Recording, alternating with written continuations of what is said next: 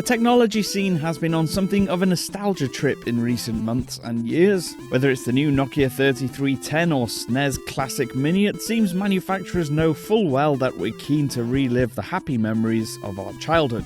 And this is the latest of those. I'm Cam Bunton from Pocket-lint, and this is our first look and unboxing of the C64 Mini.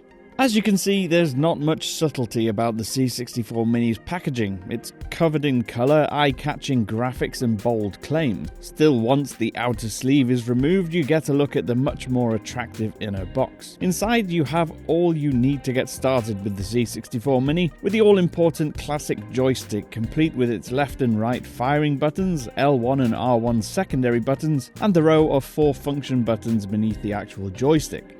And then there's the actual mini console itself. It's essentially a C64 shrunken down to a much smaller size. And like all good 80s computers, the rough textured hard plastic is a shade of beige. Unlike 80s computers though, it has 2 USB ports on the right side, along with the HDMI and micro USB port on the back.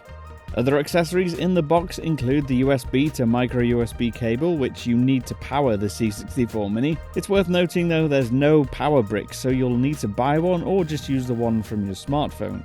You also have an HDMI cable for connecting it to your TV and a quick start guide. As for the keyboard on the top, that's purely decorative. The buttons can't be used because they're not actually buttons.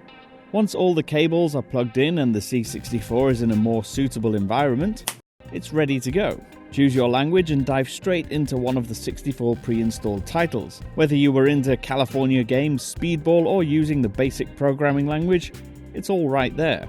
On first boot up, what struck us most about the games is how difficult they are to play, especially when you can't remember all the controls from 30 years ago. And especially when you're using a joystick that's about as responsive as a potato. Still, if you want this hit of nostalgia, you can order for yourself from £65 from a number of retailers. We've included the Amazon links below for you. I've been Cam, I'm at Cam Bunton on Twitter, and I'll see you again soon.